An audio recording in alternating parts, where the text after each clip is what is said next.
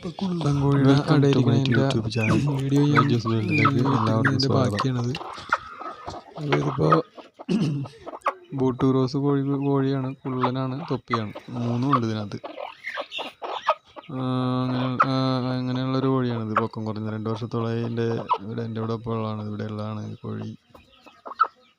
അപ്പോൾ അതിപ്പോൾ അടയായതിൻ്റെ വിശേഷങ്ങളാണ്. അപ്പോൾ ഇതിനകത്ത് അട വെച്ച മുട്ട 9 എണ്ണം വെച്ചിട്ട് ഇപ്പോൾ 7 എണ്ണം ഉണ്ട്. അതിൽ 7 എണ്ണത്തിൽ ഇപ്പോൾ ആയിട്ടുണ്ട് കുഞ്ഞുങ്ങൾ. ഇനിയിപ്പോൾ അടുത്ത് തന്നെ നാളെയൊക്കെ ആയിട്ട് വിരിയും. അപ്പോൾ ഇന്നലെ ക്യാൻറ്റീൻ ചെയ്ത് നോക്കി കഴിഞ്ഞപ്പോഴേക്കും അതിനകത്ത് കുഞ്ഞുങ്ങൾ എല്ലാത്തിലും കുഞ്ഞുങ്ങളുണ്ട്. അപ്പോൾ അതിൻ്റെ വീഡിയോ ഞാൻ ഇട്ടിരുന്നില്ല, ഇടാൻ വിട്ടുപോയതാണ്. അപ്പോൾ ഇപ്പോൾ നമുക്ക് കാണാം അതിൻ്റെ വീഡിയോ. മുട്ട ക്യാൻറ്റീൻ ചെയ്ത് കാണിക്കാം. മുട്ടയിൽ കുഞ്ഞുങ്ങളുണ്ടോ എന്നുള്ളത് നമുക്ക് നോക്കാം. ഇനി 1-2 ദിവസത്തിനുള്ളിൽ മുട്ട വിരിയും. അതിപ്പോൾ ക്യാൻറ്റീൻ ചെയ്ത് നോക്കി കഴിഞ്ഞാൽ അറിയാൻ പറ്റും എത്ര കുഞ്ഞുങ്ങളുണ്ടെന്ന്. അപ്പോൾ ക്യാൻറ്റീൻ ചെയ്ത് നോക്കുകയാണ് ഞാനത്. ഒരു മൊബൈലിൻ്റെ വെട്ടത്തിലാണ് നോക്കുന്നത്. അതിൻ്റെ ഉള്ളിൽ ഞരമ്പ് കാണാം, അതിൻ്റെ ഉള്ളിൽ അനങ്ങണ കാണാം, ബ്ലാക്ക് അനങ്ങണ കാണാം. കുഞ്ഞുങ്ങളുണ്ടെന്നുള്ളതാണത്. വിരിഞ്ഞിറങ്ങും എന്നുള്ള ഉറപ്പാണത്. അനക്കം ഉണ്ടാവും അതിൻ്റെ ഉള്ളിൽ.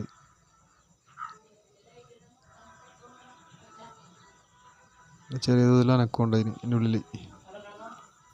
അനക്കം ഉണ്ടെന്നുണ്ടെങ്കിൽ അതിൻ്റെ ഉള്ളിൽ കുഞ്ഞുണ്ടെന്നുള്ളതാണ്. അടുത്ത മുട്ട ക്യാൻറ്റീൻ ചെയ്ത് നോക്കാം.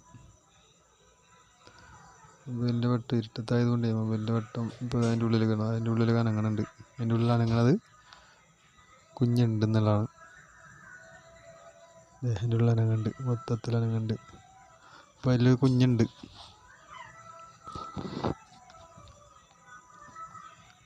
രണ്ടാമത്തെ മുട്ടയിലും കുഞ്ഞുണ്ട്.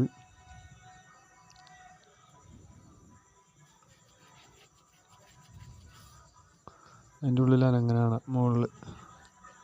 മൂന്നാമത്തെ മുട്ട.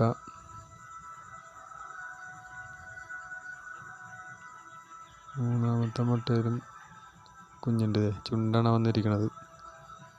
മൊബൈൽ ഇരുട്ടത്തായതുകൊണ്ട് മൊബൈൽ ക്ലിയർ ആവണില്ല. മൊബൈലിൻ്റെ വെട്ടം ബ്ലാക്ക് ഷെയ്ഡായിട്ട് ആ സൈഡിൽ കാണുന്നത് കുഞ്ഞിൻ്റെ തലയും ചുണ്ടാണത്.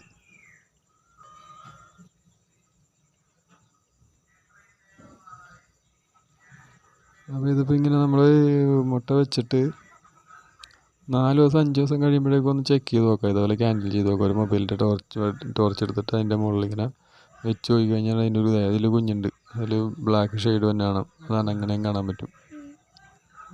അനങ്ങേണ്ടത് അതിൻ്റെ ഉള്ളിൽ കുഞ്ഞുണ്ട്. അപ്പോൾ നമ്മൾ 5 ദിവസമൊക്കെ ആകുമ്പോഴേക്കും ക്യാൻഡിൽ ചെയ്ത് മൊബൈലിൻ്റെ ടോർച്ച് കിട്ടത്തിൽ ഇതൊന്ന് വെച്ച് നോക്കി കഴിഞ്ഞിട്ടുണ്ടെങ്കിൽ അതിൻ്റെ ഉള്ളിൽ ഞരം പോലെയൊക്കെ ഇങ്ങനെ കാണാൻ പറ്റും.